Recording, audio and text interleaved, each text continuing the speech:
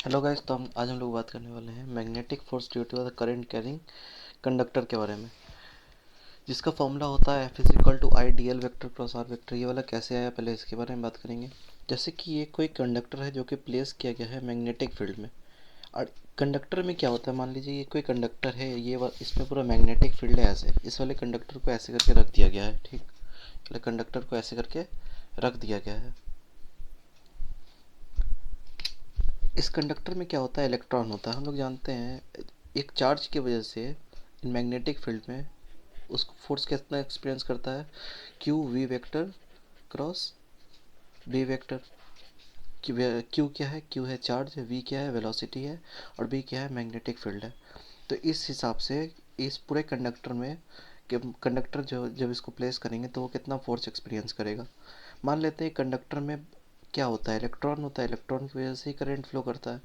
अच्छा, इसमें एक इलेक्ट्रॉन की वजह से फोर्स कितना होगा, हम लोग इस फॉर्मूला को प्रूफ करने जा रहे हैं। एक इलेक्ट्रॉन की वजह से फोर्स कितना होगा, F is equal to E is the charge of electron. V D हमने क्यों लिखा, वी डी जो होता है वो होता है ड्रिफ्ट वेलोसिटी, जो कि हमने करंट इलेक्ट्रिसिटी में ऑलरेडी पढ़ रखा है। और क्रॉस बी वेक्टर हम लोग इसी को ऐसे करके लिख सकते हैं, ठीक। मान और इस कंडक्टर में टोटल कितने इलेक्ट्रॉन्स होंगे, बहुत सारे इलेक्ट्रॉन होंगे। हम लोग जानते हैं N is equal to number of electron per unit volume. Per unit volume, volume को क्या लिख सकते हैं, N is equal to number of electron.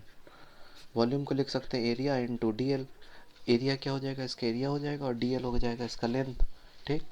तो नंबर ऑफ इलेक्ट्रॉन क्या आ जाएगा, नंबर ऑफ इलेक्ट्रॉन क्या आ जाएगा, N into A into D L हो जाएगा। ये एक इलेक्ट्रॉन की वजह से फोर्स, तो टोटल नंबर ऑफ इलेक्ट्रॉन की वजह से फोर्स कितना होगा, टोटल के लिए N, N is equal number of electron per unit volume. एक क्या है एरिया, और लेंथ, इस टोटल का लेंथ टी एल ले लेते हैं। वी और बी क्या हो जाएगा, V D B sine theta, cross product है। अच्छा, I is equal to current क्या होता है, वी ना होता है V D E N A. V D क्या है, drift velocity is the charge, N is the number of electron per unit volume, और ए क्या है एरिया। तो एन ए वी डी और एन ए वी डी और electron, इस electron को हम लोग क्या लिख सकते हैं, आई लिख सकते हैं। आई और फिर कॉमन क्या क्या आ जाएगा, B D L sine theta, B D L sine theta common आ जाएगा। तो आई बी एल और बी और डी एल को हम लोग क्या कर सकते हैं, B D L sine theta को हम लोग L into B, L cross B भी लिख सकते हैं। तो आ गया फोर्स, फोर्स कितना आ गया, I L vector cross B vector, जहाँ पे क्या है F is perpendicular to L है, और F is perpendicular to B भी है, ठीक। मैक्सिमम फोर्स कब होगा, मैक्सिमम फोर्स कब होगा, मैक्स फोर्स, मैक्स फोर्स कब होगा, जब साइन थीटा का वैल्यू मैक्सिमम होगा। साइन थीटा का मैक्सिमम वैल्यू कब होता है, मैक्सिमम वैल्यू कितना होता है, 90 डिग्री पे होता है। 90 डिग्री पे उसका वैल्यू कितनी होती है, 1, ठीक।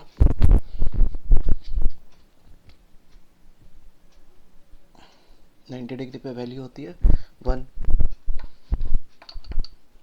तब मैक्सिमम फोर्स की वैल्यू क्या हो जाएगा, एफ मैक्स क्या हो जाएगा, I L vector cross B vector, I B L is the maximum. फिर शुरू से देख लेते हैं इसे। जब किसी करंट कैरिंग कंडक्टर को जब हम लोग मैग्नेटिक फील्ड में रखते हैं तो वो कौन सा फोर्स एक्सपीरियंस करता है। तो हम लोग सबसे पहले इसके प्रूफ में जा रहे थे। प्रूफ में जाने के लिए सबसे पहले हमने क्या किया, जब एक चार्ज पे फोर्स कितना लगता है, जब उसे मैग्नेटिक फोर्स में रखते हैं तो फील्ड में रखते हैं तो एफ कितना होता है, Q V vector cross V vector.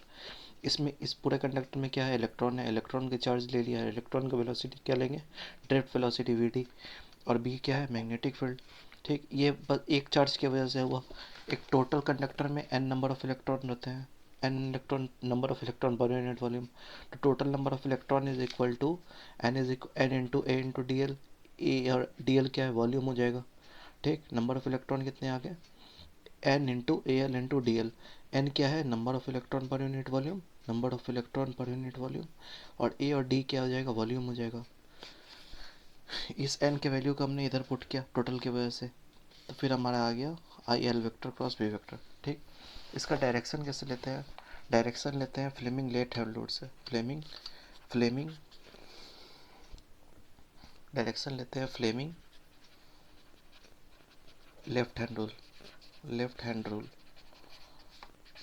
ठीक, Fleming left hand rule.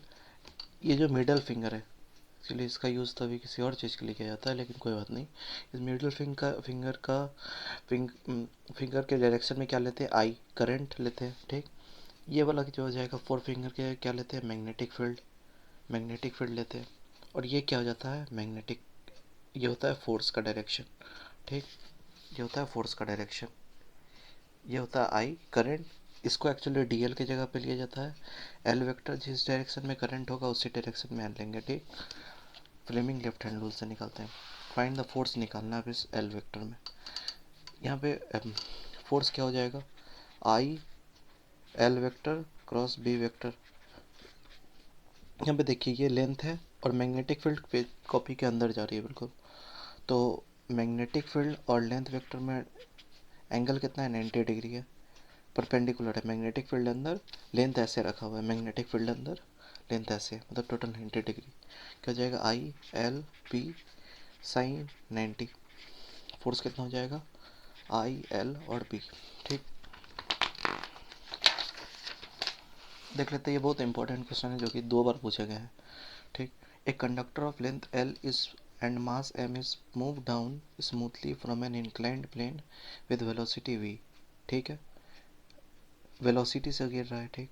A current I is flow in a conductor, ठीक है, परपेंडिकुलर टू द पेपर, ठीक है, invert. A vertically upward magnetic field, magnetic field क्या है, पेपर से बाहर आ रही है, ठीक। Exist in a magnetic field, the magnitude of the magnetic field is, ठीक है। अच्छा, जब ये कांस्टेंट वेलोसिटी से जब आ रहा है, जो लिख रहा है विद वेलोसिटी, तो मतलब कि इसमें मतलब कि नेट फोर्स क्या है, इसका जीरो है, मतलब कि इसके पीछे जरूर कोई फोर्स लग रहा है। अच्छा, जब कोई मास एम किसी इंक्लाइंड प्लेन पे रखते हैं तो उसके नीचे होता है एम, एम जी। ये वाला एंगल क्या होता है, एम जी कॉस थीटा। और इधर वाला क्या हो जाता है, अलोंग द हॉरिजॉन्टल प्लेन में क्या होता है, एम जी साइन थीटा, ठीक। अच्छा, मैग्नेटिक फील्ड क्या ऊपर है, करंट कैसे जा रही है, इधर करंट इस डायरेक्शन में जा रही है, तो मैग्नेटिक फोर्स का डायरेक्शन ही है, एफ एम का डायरेक्शन है ये, ठीक। एफ एम का डायरेक्शन ही है, ये वाला थीटा हो जाएगा, ये वाला भी थीटा हो जाएगा। तो अलोंग द पेपर में क्या हो जाएगा, ये वाला पेपर है, इस डायरेक्शन में कौन सा फोर्स आ रहा है, एफ एम कॉस थीटा। और इस डायरेक्शन में कौन सा है, एम जी साइन थीटा। जब एक कांस्टेंट वेलोसिटी से आ रहा है, इसका मतलब क्या है कि नेट फोर्स क्या है, जीरो है। नेट फोर्स जीरो मतलब कि एम जी साइन थीटा, मतलब कि नीचे वाला फोर्स उतने ऊपर वाला force F M cos theta, ठीक। एफ एम क्या है, मैग्नेटिक फील्ड है, मैग्नेटिक फोर्स है। मैग्नेटिक फोर्स में क्या लिखेंगे, आई बी एल लिखेंगे, cos theta M G sine theta. हमें क्या पूछ रहा है, मैग्नेटिक फील्ड की वैल्यू पूछी जा रही है। तो बी इज इक्वल टू क्या हो जाएगा, M G sine theta by I into L cos theta. तो मैग्नेटिक फील्ड की वैल्यू कितनी आ जाएगी, एम जी, मैग्नेटिक फील्ड की वैल्यू कितनी आ जाएगी तब, B is equal to M G tan theta by I into L, ठीक। बात करने वाले हैं force on the semicircular wire में क्या होगा। ये देखिए, I is equal F, magnetic force की वैल्यू क्या होती है, I L vector cross B vector. यहाँ पे एल के जगह पे क्या रखना है, डिस्प्लेसमेंट रखना है। ये नहीं कि यहाँ पे रख रहे हैं हम, जैसे कि सेमी सर्कल वायर का आधा क्या हो जाएगा, पाई आर, पाई आर नहीं रखना है, डिस्प्लेसमेंट रखना है, मतलब करंट का डिस्प्लेसमेंट, मतलब ये वाला लेंथ रखना है बस, डिस्प्लेसमेंट। तो यहाँ पे एफ एम क्या हो जाएगा, I L vector cross B vector. L vector भी परपेंडिकुलर है, तो फोर्स क्या हो जाएगा, I L vector L B हो जाएगा। यहाँ पे लेंथ कौन सा रखना है, डिस्प्लेसमेंट रखना है, मतलब कि डिस्प्लेसमेंट क्या है, टू आर रखना है, I into two R into B, two I B R is the answer, ठीक है। हेलो गाइस, आज हम लोग ये बात करने वाले हैं नेक्स्ट क्वेश्चन पे। Find the magnetic force on a wire of length L placed near the on infinite wire, placed near on infinite wire. ये एक इन्फिनाइट वायर है और इस वायर पे कितना फोर्स लगेगा ये हमें कैलकुलेट करना है। अच्छा, ये एक इन्फिनाइट वायर है, इन्फिनाइट वायर की वजह से मैग्नेटिक फील्ड की वैल्यू क्या होती है, mu naught by four pi two I by A. ठीक। करंट इस डायरेक्शन, मैग्नेटिक फील्ड मतलब क्या हो जाएगा, अंदर है। मैग्नेटिक फील्ड्स क्या है, अंदर है, अंदर अंदर है, मतलब मैग्नेटिक इस वायर की वजह से। ठीक है, इस वायर का लेंथ क्या है, एल है। ठीक, इस वायर में कितना फोर्स होगा, F is equal to I L vector cross B vector. I L, L मतलब कि टोटल एल लेना है। टोटल कहाँ से कहाँ लेंगे, बी मतलब मैग्नेटिक फील्ड यहाँ से यहाँ तक है, तब कि टोटल को इंटीग्रेट करना होगा, एल को इंटीग्रेट करना होगा। इसमें आई कितना है, करंट कितना है, इस वायर में करंट कितना, आई टू है। मैग्नेटिक फील्ड की वैल्यू कितना है, mu naught by four pi two I by है, या आई का वैल्यू कितना हो जाएगा, I one mu naught by four pi two I by X लेंगे। एक्स क्यों लेंगे, क्योंकि मैग्नेटिक फील्ड की वैल्यू ए पे डिपेंड करती है। ठीक, यहाँ पे यहाँ इस वायर में मैग्नेटिक फील्ड की वैल्यू यहाँ पे डिफरेंट होगी, और आगे जाते जाते मैग्नेटिक फील्ड की वैल्यू डिफरेंट होगी, तो एक्स लेना है। ठीक, और लेंथ, लेंथ को मतलब कहाँ से कहाँ तक लेना है, लेंथ को भी एक्स मान लेते हैं, डी एक्स मान लेते हैं। ठीक, लेंथ को हमें कहाँ से कहाँ तक लेना है, ए से लेके ए प्लस एल तक लेना है, यहाँ से लेकर यहाँ तक। ठीक, तो इस पूरे वायर का लेंथ लेना है। ठीक, तो एफ एफ लिख लेते हैं, I two mu naught by four pi two I, X को अंदर ले जाते हैं, डी एक्स बाई एक्स, कहाँ से कहाँ इंटीग्रेट करना है, ये से लेके ए प्लस एल तक। One by X D X का इंटीग्रेशन क्या होता है, लॉग एक्स होता है। One by X D X का इंटीग्रेशन क्या होता है, log x.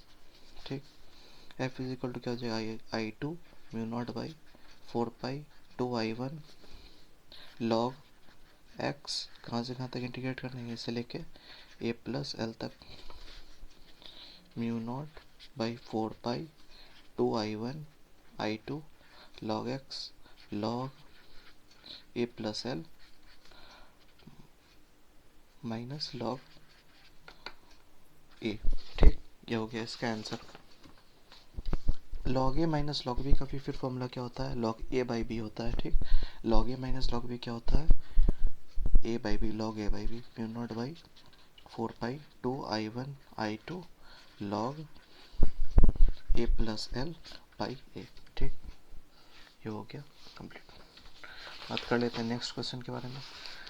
Force on the square loop की वजह से क्या होगा। ठीक, इस force on the square loop, इस स्क्वायर लूप में फोर्स कितना होगा, due to this infinite wire. Infinite wire की वजह से मैग्नेटिक फील्ड की वैल्यू क्या हो जाएगी, mu naught by four pi two I two by A. X ले लेते हैं क्योंकि डिस्टेंस भी डिपेंड करती है। यहाँ पे इसकी वजह से फोर्स कितना हो जाएगा, मैग्नेटिक फील्ड अंदर, करंट ऐसे, करंट ऐसे, मैग्नेटिक फील्ड अंदर, फोर्स इसकी वजह से कहाँ हो जाएगा, करंट ऐसे, मैग्नेटिक फोर्स इसकी वजह से क्या हो जाएगा, इस डायरेक्शन में, और इसकी वजह से क्या हो जाएगा, ऑपोजिट डायरेक्शन में। इसकी वजह से बाहर तरफ और इसकी वजह से बाहर तरफ, ये दोनों फोर्स ये हो जाएगा, कैंसिल हो जाएगा। ठीक, तो ये F1 ये बचेगा F2। ठीक, सेम डायरेक्शन में जब दो लूप पे जब करंट फ्लो करता है तो वायर को अट्रैक्ट करता है, और अपोजिट डायरेक्शन में वायर को रिपेल करता है। F1 क्या हो जाएगा, I L vector cross B vector, current की वैल्यू कितनी है, आई टू, एल लेंथ कितना है इस वायर का, लेंथ कितना है, एल है, और मैग्नेटिक फील्ड की वैल्यू कितनी होगी, mu naught by four pi two I by mu naught by four pi two I by X. X क्या है, डिस्टेंस, यहाँ पे डिस्टेंस क्या है, ए। तो F1 की वैल्यू कितनी आ गई, mu naught by four pi two I one I two L by A. ठीक, F2 फोर्स की वैल्यू क्या आ जाएगी, क्योंकि हमें नेट निकालना है, नेट फोर्स कितना होगा स्क्वायर में। F2 की वैल्यू भी फिर लेते हैं, I L vector cross B vector, current कितना फ्लो हो रहा है, आई टू फ्लो हो रहा है, लेंथ कितना है, एल है। इसमें मैग्नेटिक फील्ड की वैल्यू क्या है, मैग्नेटिक फील्ड वैल्यू किस पे डिपेंड करती है, एक्स पे, मतलब कि डिस्टेंस पे, mu naught by four pi two I by mu naught by four pi two I by A. इसमें डिस्टेंस क्या हो जाएगा, एक्स, ए प्लस एल होगा, यहाँ पे था तो ए था, और इस वायर में दूर जाने पे मैग्नेटिक फील्ड क्या होती है, डिक्रीज होती है उसकी वैल्यू, ए प्लस एल। ठीक, तो F2 की वैल्यू कितनी आ गई, mu naught by 4 pi 2 i1 i2 L/a+L। ठीक। एफ नेट कितना हो जाएगा, F1 माइनस F2।